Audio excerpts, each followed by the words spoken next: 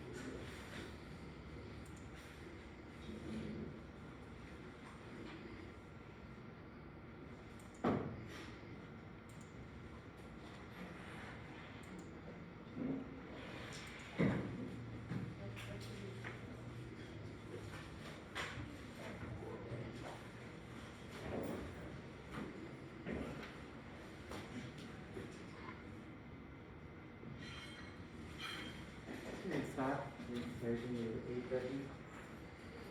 So for exam 1, you have 10 questions from EdCom. We have 3 topics. One is the hypertension, and the second one dyslipidemia, and then coagulation. These 3 we have 10 questions. Okay, and total you have 40 questions, and 30 from Dr. Selvam, 10 from my part. Okay. Yes, sir. So you have 3, and one topic you will have 4 questions. Okay. So today is disorders of coagulation. That's in more detail. You can go to the chapter 26, OA principles of medicinal chemistry. There are 2 pathways in the coagulation, right?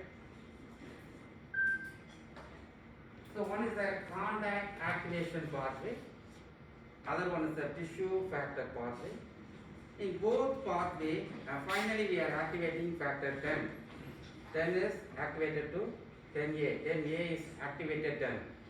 And this pathway, tissue factor pathway also, we are activating at the end 10. Factor 10 is activated to activated 10.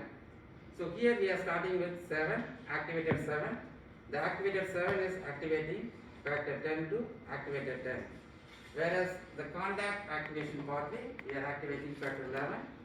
11 activated 11 activates factor, 12. 12 activates factor 11. 11 activates factor 9. The activated 9 activates the factor 10. So in both pathway, we are activating factor 10. The 10 is activating prothrombin. 2 is factor 2 is the prothrombin to thrombin. So once you activated the thrombin, thrombin is activating 2 pathways. One, factor 13, there is a transamidase enzyme. So it's activate one of the enzyme, and also it activate that fibrinogen to soluble fibrin monomers. So we get a soluble monomers. The monomers are cross-linked by the enzyme activated factor 13 is cross-linking the factor fibrinogen. Okay. So what we have, so the pathway we are activating fibrinogen to soluble fibrin, and also we are activating factor 13. 13A is nothing but that is the transamidase enzyme. So the transamidase enzyme, it makes a isopeptide bond formation. Isopeptide, this is the one fibrin monomer, the another fibrin monomer. So the one fibrin, the glutamine amino acid, the side chain is you have a amide bond. The lysine side chain here, you have an amine. So the amine and the amide, it makes a peptide bond. So this is the cross-linking of the fibrin. So this peptide bond, we call it as a isopeptide. Why we call it as isopeptide? This is not a peptide bond. We call it as a isopeptide bond in between a lysine and glutamine. What's the difference between the regular peptide bond and isopeptide bond? Yes? Hmm? So the regular peptide bond, the side chain never makes a peptide bond. The alpha amino group or alpha carboxylic acid group makes a peptide bond. Dr. Selvam, Yeah. your thing is on mute. They can't hear you on Blackboard.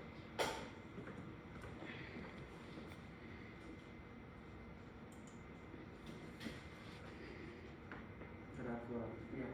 So why you call it as a isopeptide? Isopeptide is nothing but you are not making a regular peptide bond. Regular peptide bond, it makes a alpha amino group and alpha carboxylic acid group that makes a peptide bond is a regular peptide bond. Here you are making a peptide bond with side chain amide group and side chain amino group, the lysine and glutamine. The side chain groups are making a peptide bond. That's the reason we call it as isopeptide bond. So once it forms the isopeptide bond, that is the process of cross-linking the fibril. So for this activation, so we need a important enzyme called a transaminase. Transaminase is nothing but a factor 13 activated 13 is called transaminase enzyme. What are the approaches? The ideal compounds for anticoagulant activity. The ideal chemical compound, it should be reproducible pharmacodynamic, pharmacokinetic property. That's one. It should have a wide therapeutic window. So what is the problem with the narrow therapeutic window? The active and the toxicity, the range is very low. That is a narrow. We don't want a narrow therapeutic window. We don't want a wide therapeutic window. Active to toxicity range will be wide. So we need a wide therapeutic window. The fast onset of action is required for the ideal compound, anticoagulant activity, and minimal adverse effect, particularly minimal interaction with food and other drugs. That is one of the requirement for ideal anticoagulant therapy. So the mechanism of action of that coumarin type compound, that's the mechanism for coumarin type chemical compound. That is a class of compound for used as a warfarin. That is a coumarin type compound. We'll discuss in the next slide. So in vitamin K, it is a hydroxy dihydroxy quinone. That's a vitamin K. So in the vitamin K is added with carbon dioxide and oxygen. The oxygen is introduced to vitamin K. We form the vitamin K 2,3 epoxide. The double bond here is introduced with epoxide, vitamin K 2,3 epoxide. At the same time, this process is additionally this reaction is catalyzed by descarboxyprothrombin. There is one carboxylic acid is missing in prothrombin that introduce the carboxylic acid. So dicarboxy, that is the prothrombin. So we get a prothrombin, descarboxyprothrombin to prothrombin by making a vitamin K to vitamin K epoxide. So once we have vitamin K epoxide, this is a cyclic process. We regenerate the vitamin K. So in this process, vitamin K 2,3 epoxide reductase, which reduce the oxygen, we get a keto, diketo, that is diketo is called a quinone, and then it goes for the reduction process. Either NADH or NADPH will give the proton, then we get a NAD or NADP. So in that process, the two oxygens, keto groups, will be converted to hydroxyl. So this process, cyclic process, is required for the conversion of a proenzyme, that is a descarboxyprothrombin to prothrombin conversion. This process is very important. So the coumarin type compounds inhibit vitamin K 2,3 epoxide reductase. So when you inhibit 2,3 epoxide reductase, is ultimately it inhibit this process also. The cycle is inhibited. The availability of vitamin K is minimized. So what is the coumarin? Chemically, coumarin is a bicyclic compound, a benzene ring. The second benzene ring is a cyclic ester type compound. So cyclic ester, what do you call cyclic ester? Lactone. A cyclic amide is a lactone, is a lactone. So coumarins are lactone type compound. So warfarin, what we have? Warfarin has a lactone type compound. In the whole with the lactone with the benzene ring, we call it as a coumarin. So both answers are right, lactone and coumarin. It has one chiral center. The chiral center is connected with the benzene ring, connected to the chiral center.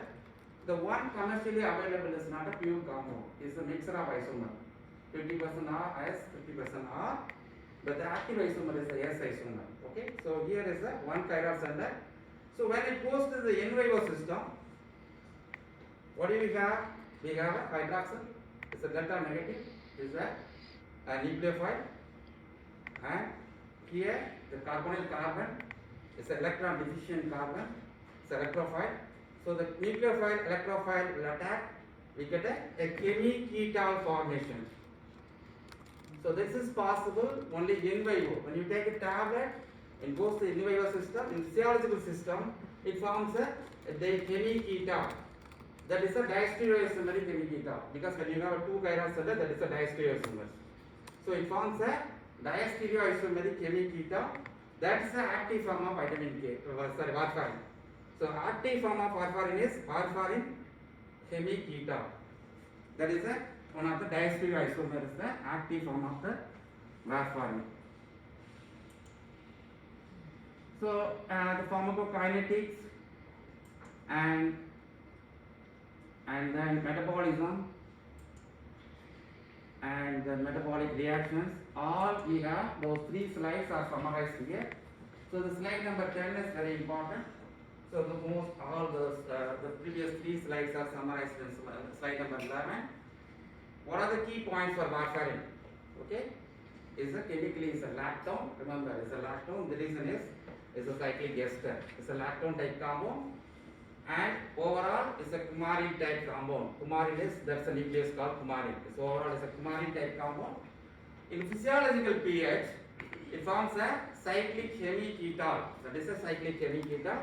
That is the active form of warfarin. That is one of the diastereoisomeric chemi-ketal. So that is the active form of warfarin. It has a fast onset of action. The bioavailability is 100% bioavailability. Warfarin, 100% bioavailability. Chemically, you have the phenolic hydroxyl. So chemically is a weak acid. Mechanism of action, it inhibits vitamin K, epoxidase, K2,3, epoxide reductase inhibitor, complex inhibitor.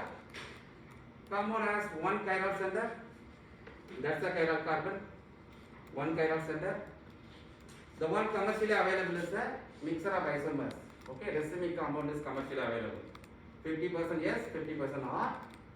The active isomer is S isomer. S is the active isomer. S isomer is 4 times more active than R isomer. Potency is S isomer is 4 times more active than R isomer. S metabolized with cytochrome 2C9. It get an inactive metabolite, the hydroxy metabolite. Whereas R is metabolized with 3A4, 1A2 and 2C19. And then also we get an inactive metabolite. The major drug-drug interactions, so we don't get an interaction for 3A4, we don't get an interaction for 1A2 because that R isomer is the inactive isomer, less active isomer. Okay, the S is the active isomer. So whenever you have a compound which induce 2C9, we get a drug-drug interaction, or any compound which inhibit 2C9, we get a drug-drug interaction. So warfarin, we get a drug-drug interaction with fluconazole. But what will happen if you have warfarin and fluconazole together? Okay, what type of interaction? Increase the levels of warfarin, we get a toxicity of warfarin. So when you have a combination of warfarin and carbamazepine or warfarin and rifampicin, what will happen? There is no activity for warfarin because it induces cytochrome 2C9, that is the active isomer. So when you have a 3A4 inhibitor, there is not much effect, it is not less active isomer. Okay? So we are inhibiting or inducing the active isomer, we get a drug-drug interaction. Example, fluconazole will increase the toxicity of warfarin, or carbamazepine or rifampicin we lose the pharmacological activity for warfarin.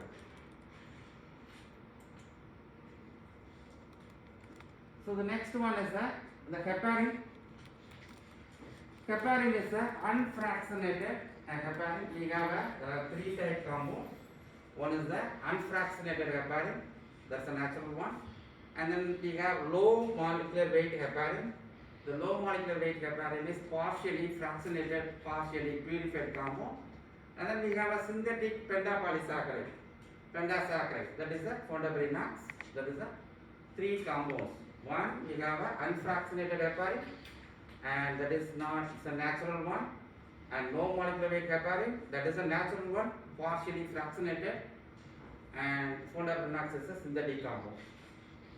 Heparin, the molecular weight is starting from 5 to 30 kb, and it's a sulfated, negatively charged compound.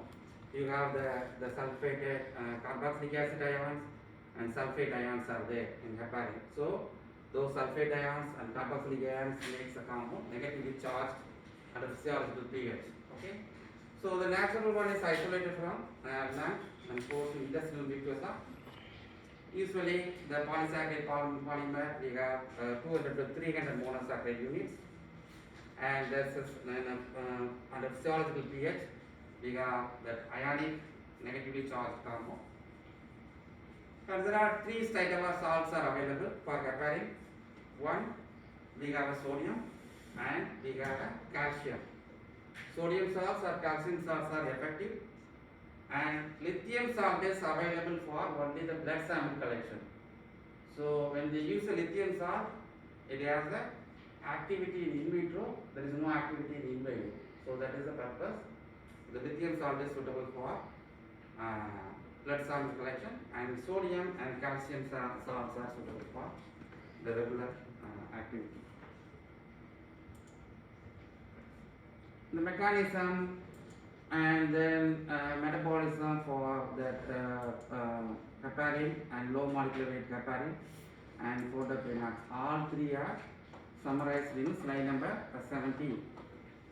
So slide number 17 is important. We summarize all three compounds.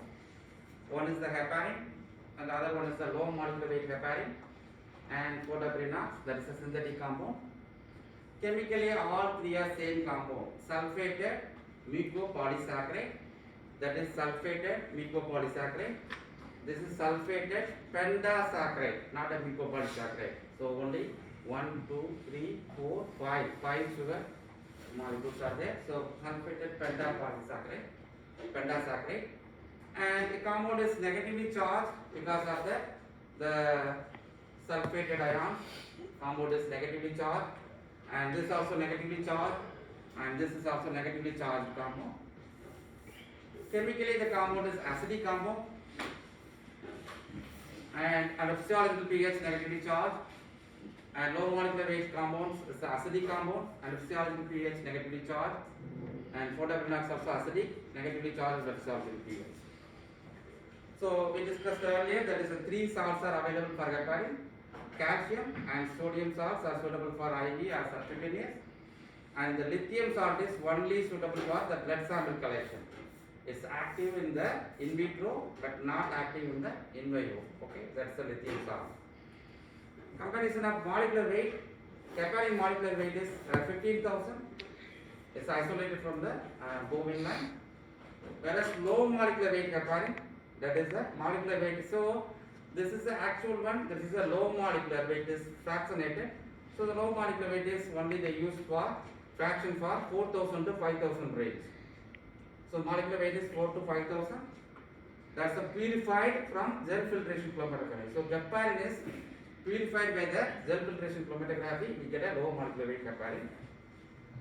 And fondabrinax is a synthetic compound. It's a pendasaccharide. Molecular weight is less than 2,000. It's a synthetic compound. So these two are natural compound. We are using a natural compound as such. Here, partially purified natural compound. That is a synthetic compound. Oral bioavailability, subcutaneous, only 30% bioavailability, heparin. So the reason for 30% bioavailability, the compound is negatively charged, so it it has a non-specific binding. That is the reason for the decrease in the bioavailability. Plasma protein, endothelial cells, platelets, macrophages. So it can bind with any macromolecules like a protein, endothelial cells, and platelets, macrophages. So that's the reason the bioavailability is very low, only 30%. To improve the bioavailability only, they designed the low molecular weight heparin. So the low molecular weight heparin bioavailability is 90%. So partial purification of heparin, bioavailability increases to 30 to 90%. Here there is no non-specific binding. So to avoid the non-specific binding, they partially fractionated, that is a low molecular weight heparin. Whereas the synthetic one, 100% bioavailability. So 30, 90, 100% bioavailability, and here there is no specific binding, non-specific binding. That's the reason we have 100% bioavailability. And metabolism, mainly it goes the depolymerization or desulfation. So cleavage of the sulfate groups, wherever the sulfate groups are there, that's cleaved, one possible metabolic reaction, or depolymerization, cleavage of the monomers one by one. That cleavage, that is a possible metabolic reaction. And here it has a good pharmacokinetic property, the reason is 90% bioavailability. And depolymerization, desulfation, that is a common metabolic reaction. So removal of sulfate ions or the monomers, that is a depolymerization. And this one, there is no metabolism. Compound is excreted as a parent compound. There is no metabolic reaction. Heparin is mainly cleared by the hepatic clearance. Low molecular weight heparin is cleared by the kidney. So if someone needs heparin and they have a kidney problem, then heparin is the one recommended. Or they have the liver problem, then low molecular weight heparin is the recommended one. So because this is excreted by kidney and this one is excreted by hepatic clearance, both are different excretion, and photoprinox excreted by kidney. Okay.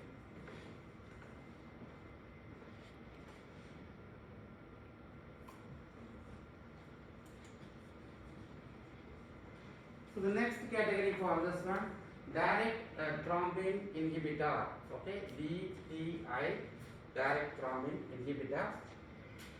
So we have two categories of compounds. One synthetic compound, we have a small protein type compound, that is a 65 amino acid protein. The first compound introduced to the market is a hirudin. Hirudin is isolated from the medicinal leaves. Hiruda medicinalis, that is the one. They isolated the compound from leaves. They got a hirudin, that is a 65 amino acid protein. And there are two types of binding. One is the compound has a two binding site.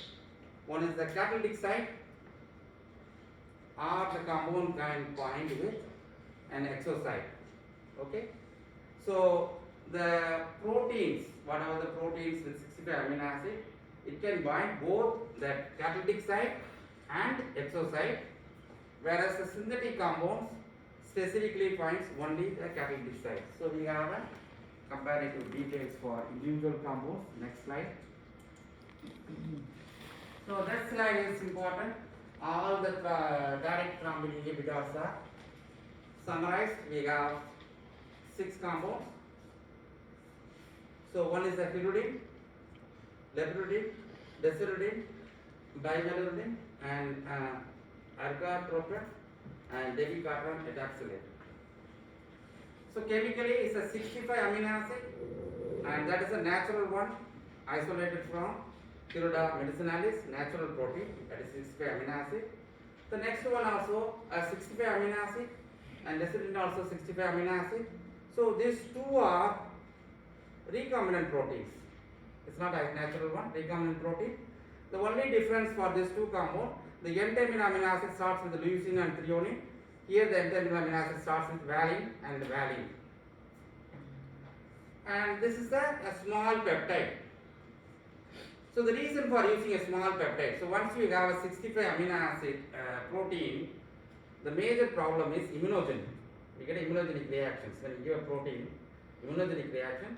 So to avoid the immunogenic reaction, they introduce a small protein, that is a peptide, 20 amino acid, that is less immunogenic compared to other compounds. And the other two are a synthetic compound. So I mentioned earlier, those protein type compound, we call it as a bivalent. Bivalent means there is a two binding site it can bind.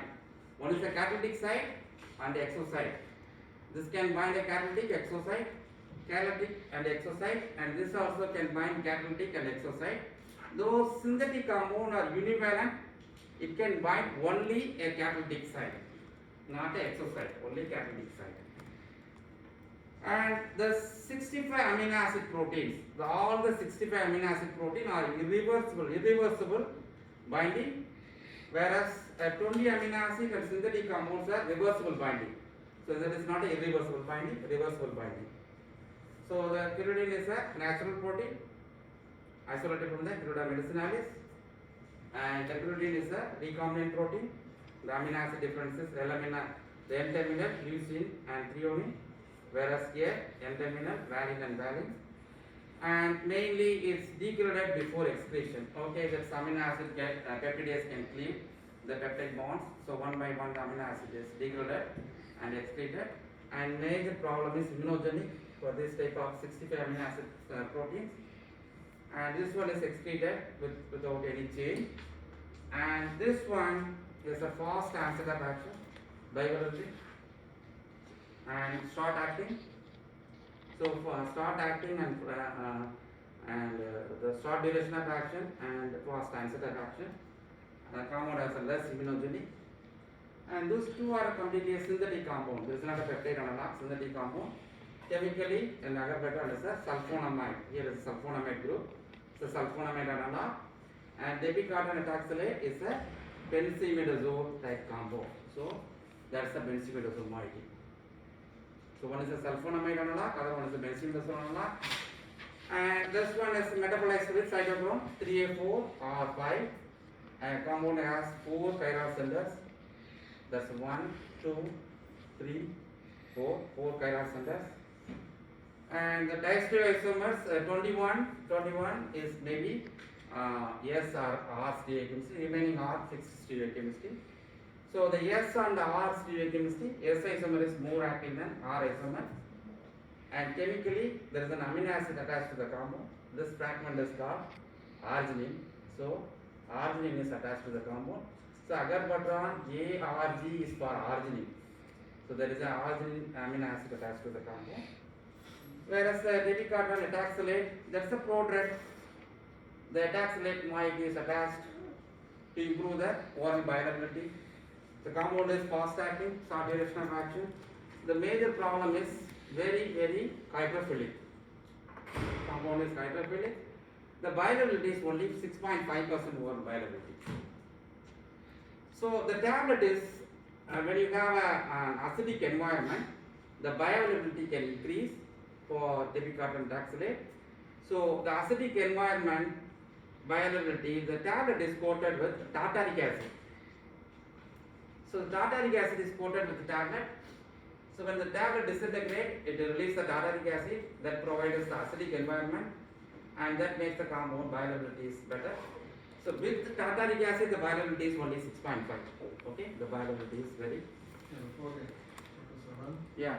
can you recount the Aragotovan parasitic enzyme?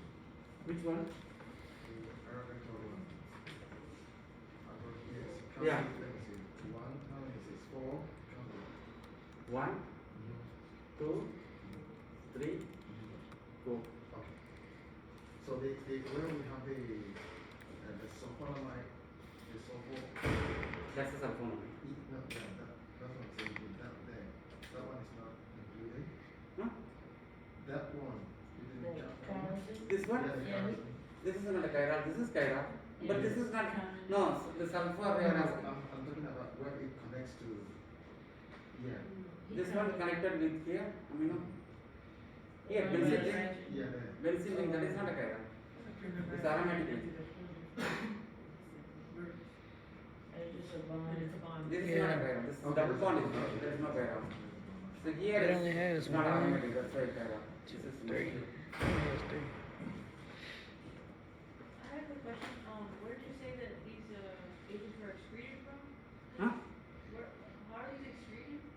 Which one? Like all of these? I just had curiosity of how they were. See, this one is degraded before excretion. So whenever you have a protein degradation is nothing but is an endopeptidase or exopeptidase. So endopeptidase or exopeptidase can hydrolyze the peptide bond. Oh, okay. That is a small fragmented, then excreted, because of the excretion of large protein is not easy. So it get degraded before excretion. Okay? And some of them, this will be excreted with metabolism. This is synthetic compound. So cytochrome 3 or 4, 5 means there is a possible hydroxylation. So you can get this one get hydroxylated easily. That's a benzene ring. So para position either here or here can get hydroxylated, and then followed by glucuronide it can excrete it. Okay? Thank you.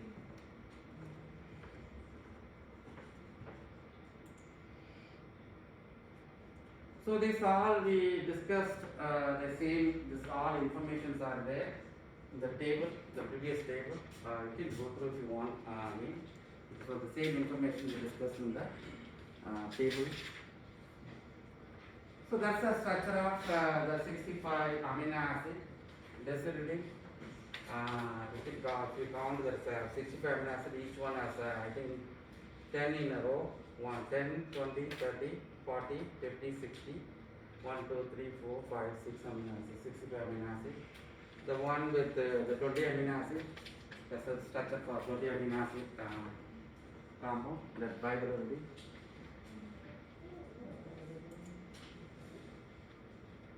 The debicarboxyl hydroxylate, we said that is a orally active compound. The major problem is the compound is a non-peptide type compound, but is a prodrug. And the major problem is very hydrophilic. We discussed earlier, that is hydrophilic. And the oral absorption is very low. And we require that absorption requires the acidic environment is needed for oral absorption. So to get acidic environment, the tablet is coated with tartaric acid. So tartaric acid pellets are coated with tablet. So with acidic environment, tartaric acid, the bioavailability is only 6.5 gram. So when they have 75 to 150, when they take 100 milligram, approximately 100 milligram tablet, in 100 milligram only 6 milligram is absorbed. Remaining 94 milligram is excreted. There is no absorption. Only we get 6% bioavailability. And mainly excreted by kidney.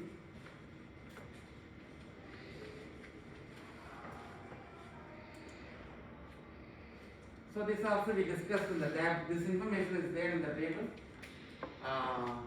He said that all those proteins, the 65 amino acid proteins are irreversible. Okay? And 20 amino acid and synthetic compounds are reversible binding. Okay? These three are irreversible binding. Okay? And again, those proteins, all proteins, 65 plus 20 amino acid protein, they can bind is the bivalent. Bivalent means it can bind a catalytic site and exo site of the protein. Then it can bind catalytic exo site. This 4 can bind catalytic and exo site. The synthetic compounds can bind only a catalytic site. So this information also included in the previous table.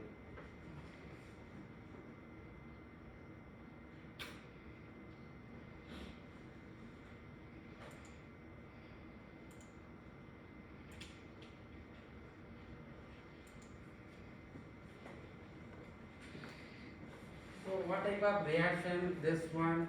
The reaction listed below is catalyzed by, so it's a glutamine, a fibrin, one monomer glutamine, another fibrin monomer lysine. We get a isopeptide bond.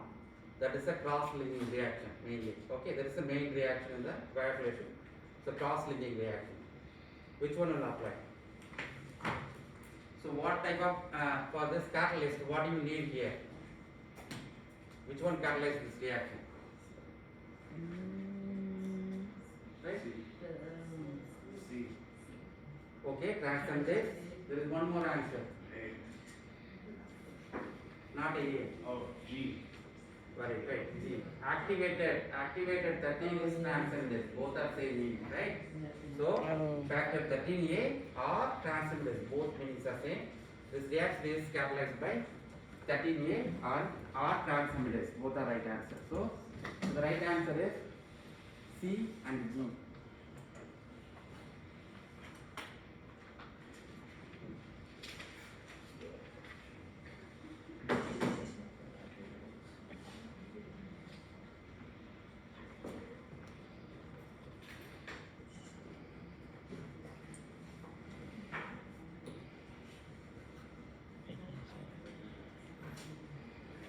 Is a polypeptide? No, it's a polysaccharide, right? Not a polypeptide. Large, highly basic monosaccharide? No, acidic monosaccharide. That is missing. Calcium heparin used for blood sample collection? No, lithium salt is used for the blood sample collection, correct? So, heparin has 30% bioavailability following oral administration. It's not a oral, it's subcutaneous. So, heparin has primarily cleared by kidney? No, primarily cleared by hepatic clearance, not a kidney clearance, right? So, heparin undergoes hepatic oxidative metabolic reaction. No, it's not oxidative metabolic, it's hepatic clearance, right? Not oxidation. Under physiological pH, heparin primarily exists polysulfate anions. That's right. Correct? All those heparin analogue exist as a polysulfate anions. All are same meaning, right? So, G is right. Sodium heparin is used for blood sample collection. That is not right. It's a lithium salt. And heparin inhibit vitamin K 2,3 epoxy reductase. That is not right. Heparin is sulfated polysaccharide polymer. Yes. Yes, that is right. Under physiological pH, heparin primarily exists as a glutamate anion. No, sulfate anion, not a glutamate anion. So the right answer.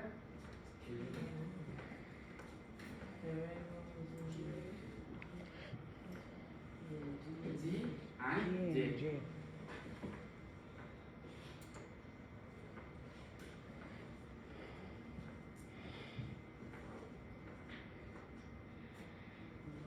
Can exist in two.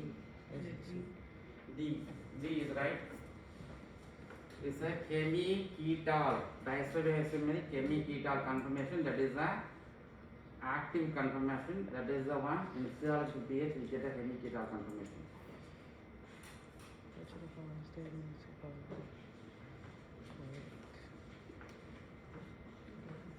That's not a prodrug. It's an active drug. Undergoes hepatic oxidative metabolism catalyzed by 2C9. 2C9, remember it is for warfarin, not for heparins, right? So that is not right. 100% bioavailable. That is right. Yes, that's true. Right. Yeah. And it is indirect thrombin activated by factors of the DNA. No, that is not right. No, it's direct. Not a direct thrombin inhibitor. That is not right. And is a synthetically derived pentasaccharide. That is right. Proteaginase is not metabolized will excreted urine acids. That is right. It's not a metabolized. The pentasaccharide is excreted and urine acid. And synthetically derived polypeptide. No, it's a polysaccharide. Is right. Okay. Is a indirect inhibitor of activated peptide. That is also right answer.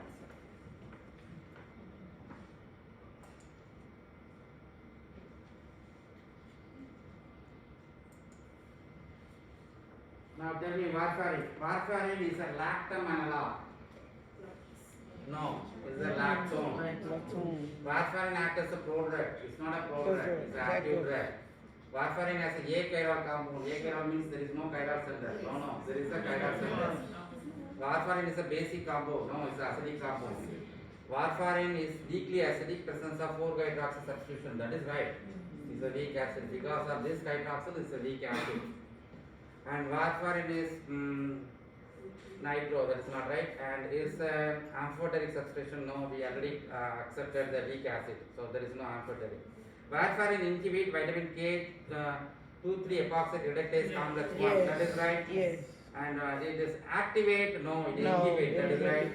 It has a 3 chiral center. No, it's a lactone. That is Yes. right. Yeah. So the right answer. So it's a lactone. That's right. Yeah. Low molecular weight heparin. It's a polypeptide. No, it's a polysaccharide. Right.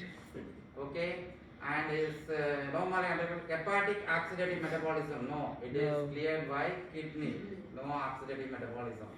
heparin is more favorable pharmacokinetic profile than low molecular weight heparin. No, low molecular weight heparin is more More than favorable heparin. pharmacokinetic. That is Yes. a better bioavailability. That is a pharmacokinetic parameter, right? Yes. Bioavailability. So, primarily cleared by kidney. Yes. That's right. Nucleotide polymer, no. No. The advantage of low molecular weight over heparin is higher bioavailability. That is very True. correct. Yeah. And 90% bioavailability, 30, 90, 100, right? Yes. So that's 90. And low molecular weight heparin is more favorable pharmacokinetic than standard heparin. That is right. And it's a sulfated polysaccharide polymer. That is right. Correct. Sulfated. All are sulfated polysaccharide polymer. Right. That's right. Yes, sir.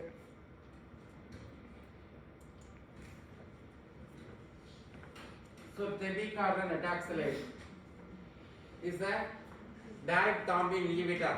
That's right. That's all are direct thrombin at least. Okay. It's a prodrug because remember the etaxylate is a bromide. Tebicardan is a compound. Etaxylate is a bromide. So it's a prodrug. Okay. It's a prodrug converted to tebicardan by liver phosphatase. No, it is not a liver phosphatase.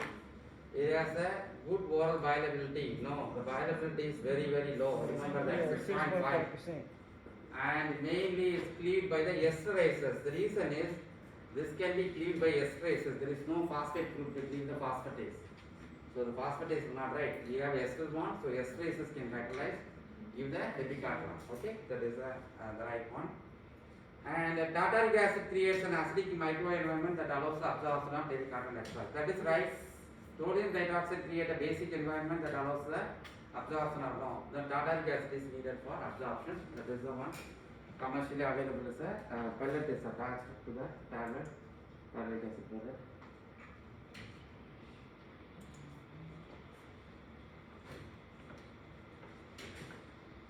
Warfarin 30% bioavailability following oral administration. No, it has a very good work, but not a 30%. Okay. Warfarin is tenfold more potent than S-warfarin. No, No, S-warfarin is S tenfold is more potent. It's amphoteric. No, it's a weak acid. S-warfarin undergoes hepatic oxidative metabolism with 2C9. That is important. Yes, this is true. Yes. And S-warfarin is at least fourfold more potent than R-warfarin. That is right. Okay. Yes. And the clinically used preparation of warfarin is racemic. Both S and R warfarin equipotent. No, not equipotent. And warfarin has 100% bioavailability after oral administration. No.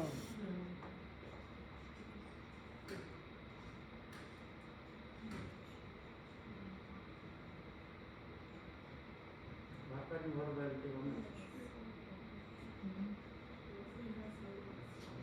100% bioavailability. Warfarin has good bioavailability.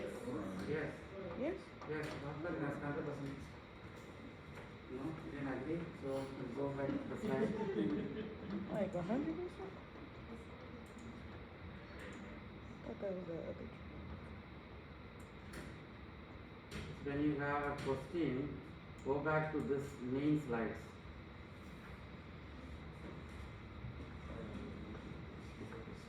Bioavailability is 100%. Oh.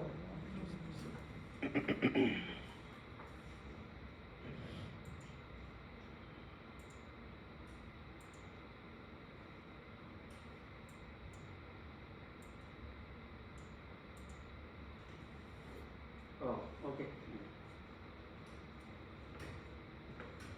Not this one. Mm-mm.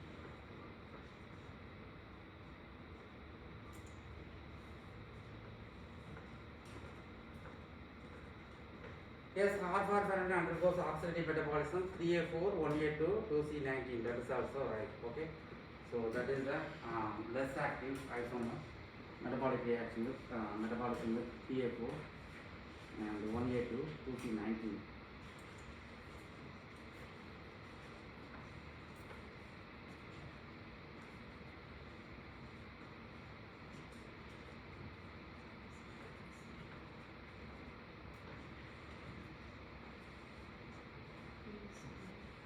Is right. All the proteins are irreversible. The 65 amino acids are irreversible, right? And this is 20 amino acids. 20 amino acids not irreversible, reversible, right? and is isolated from Viruda medicinalis, that is leech, yeah. So this is right. Okay, what about next one? The all are direct thrombin inhibitors, that statement is right. And this is the mechanism for warfarin, not for Warfarin, pyridine. yeah. Okay. It's a polysaccharide, no, it's a polypeptide. Okay. And is a reversible direct thrombin inhibitor, right? Yes. That is a 20 amino acid is reversible, right? And pyridine is irreversible direct, that is right. And the pyridine is 20 amino acid, that is binds reversibly both catalytic and exocyte and that's right. Yes. So the right answer.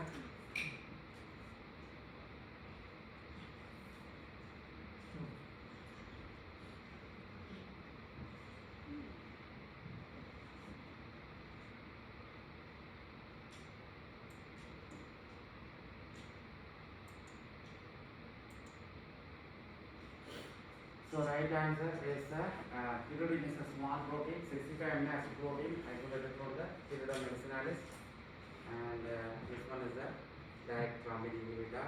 All are direct thrombin inhibitor, and this is reversible because 20 amino acid, and this is 65 amino acid, that's why irreversible, and 20 amino acid is reversible and binds both catalytic exocyte and catalytic site. So that's the last one. Okay. Do you have any questions for me?